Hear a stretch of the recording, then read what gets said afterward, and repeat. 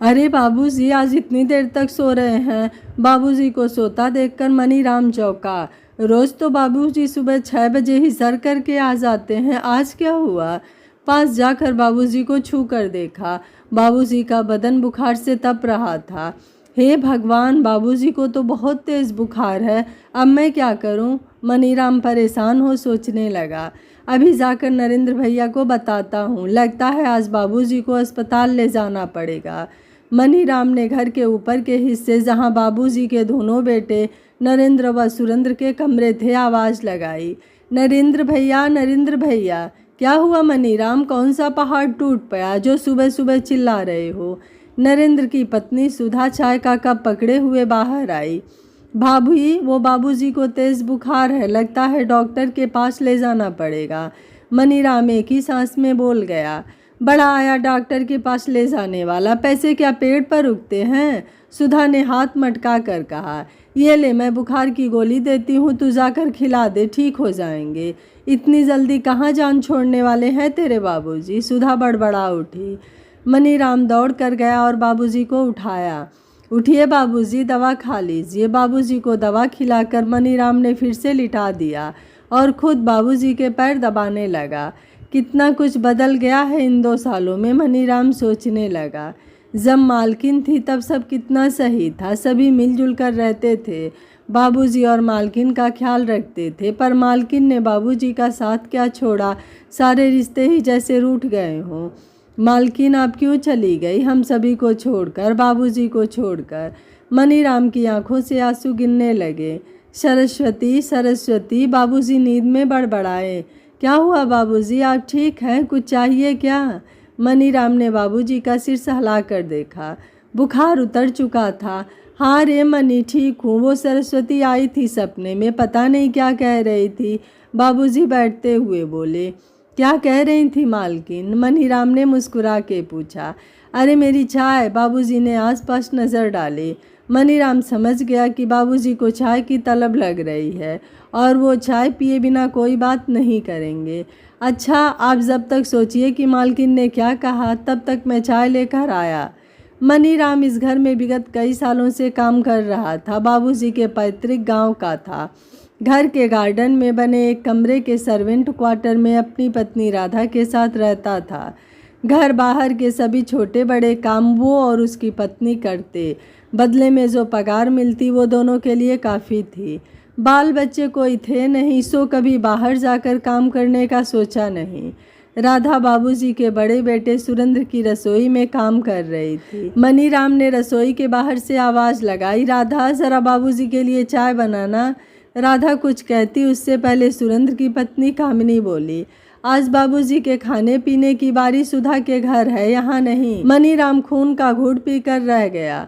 उसने फिर नरेंद्र के कमरे के बाहर से आवाज़ लगाई। भाभी, बाबूजी का बुखार उतर गया है, चाय पीना चाहते हैं। चाय? ये कोई चाय का टाइम है? 10 बज चुके हैं, अभी खाना बन जाएगा तो ले जाना। पर भाभी, मनीराम ने बोलना चाहा। सुना नहीं तुमने? जब खाना बने तो ले जाना, बार बार चाय मुझसे नहीं बनेगी। और राधा कामिनी भाभी का काम कर रही है। राधा, राधा, मनीराम चीखा। क्या हुआ जी? राधा दौड़ी आई। चल अपनी कोठरी में 1 कप बढ़िया चाय बना बाबूजी के लिए। जी अभी लाई, कहकर राधा कोठरी में जाने लगी। सुधा और कामिनी दोनों अपने अपने कमरे में चली गईं। कैसी औरतें हैं दोनों। जिस आदमी के आलीशान घर में रहती हैं उसे ही दाने दाने को मोहताज कर रखा है। मनीराम बड़बड़ाते हुए बाबूजी के पास आया। क्यों अपना खून जलाता है? यहाँ तो रोज़ का यही नाटक है। क्यों नहीं तू भी चला जाता मुझे छोड़कर? बाबूजी ने दुखी होकर कहा। अब तो सहन नहीं होता मनी, ये रोज़ रोज़ का तिरस्कार, अपमान। सरस्वती ने मुझे राजाओं की तरह रखा इस घर में, और अब ऐसी हालत हो गई कि लगता है मैं इस घर का एक नौकर हूँ। कोई भी दुख तार देता है। बहुएं तो दूसरे घर से आई हैं, पर बेटे तो मेरे खुद के हैं। उन्हें भी बाप की कोई परवाह नहीं है। किस हाल में हूँ मैं, किसी से कोई मतलब नहीं है। इतने में राधा चाय लेकर आ गई। बाबूजी चाय, राधा बोली। अब तो मन करता है छोड़कर चला जाऊं इस घर को, बाबूजी ने चाय पीते हुए कहा। आप क्यों जाएंगे बाबूजी? अचानक ही राधा, जो कि चुपचाप खड़ी थी, बोल उठी।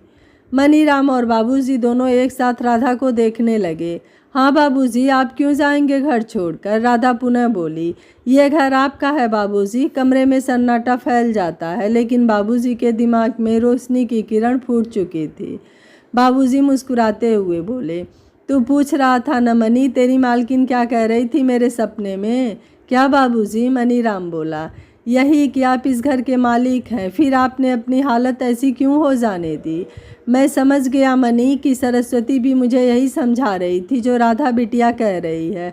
तू चल अभी मेरे साथ।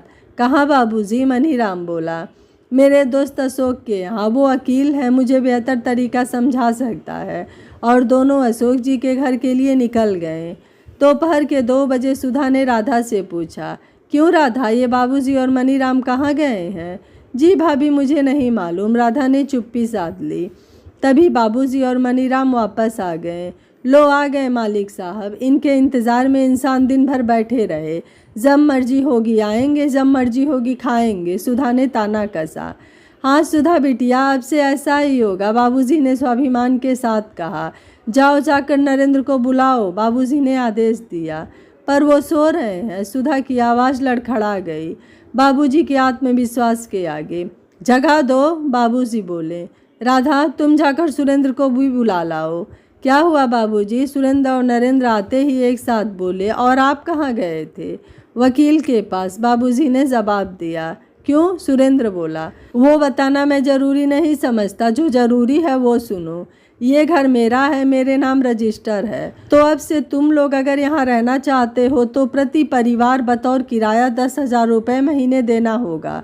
खाना मैं अपनी मर्जी से तुम दोनों में से किसी के भी साथ खाऊंगा, जो कि मेरी पसंद और स्वास्थ्य के हिसाब से बनेगा।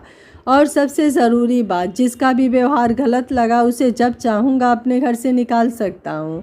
उम्मीद करता हूँ आप लोगों को बात समझ आ गई होगी।